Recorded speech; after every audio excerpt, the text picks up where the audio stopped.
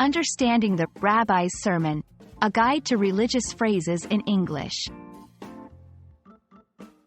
Hello everyone, and welcome to our English language learning series.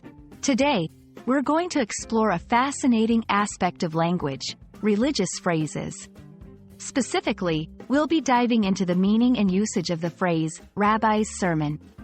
This topic is not only interesting for those learning English but also for anyone curious about cultural and religious expressions. So, let's get started. A rabbi is a Jewish religious leader, someone who is knowledgeable in Jewish law, and often the spiritual leader of a synagogue.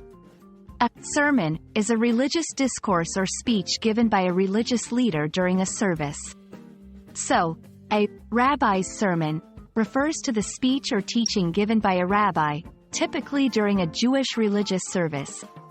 This sermon often includes interpretations of the Torah, the Jewish Holy Scripture, guidance on moral and ethical issues, and reflections on contemporary life from a Jewish perspective. The rabbi's sermon holds a significant place in Jewish culture. It is a moment where the congregation receives guidance, inspiration, and interpretation of religious texts.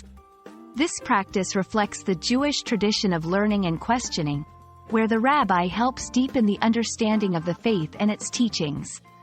The sermon often addresses not only religious teachings but also current events and ethical dilemmas, making it a vital connection between faith and daily life. While the phrase, rabbi's sermon, is inherently religious, it can also appear in secular contexts.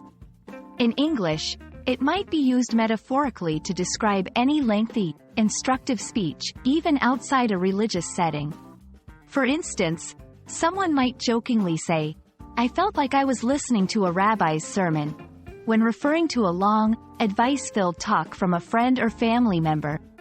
Understanding this phrase enhances comprehension of both literal and figurative language in English.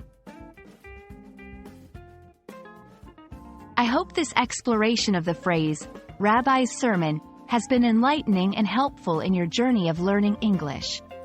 Remember, language is not just about words. It's about culture, history, and context. If you have any questions or want to learn more about similar phrases, feel free to comment below. Until next time, keep learning and exploring.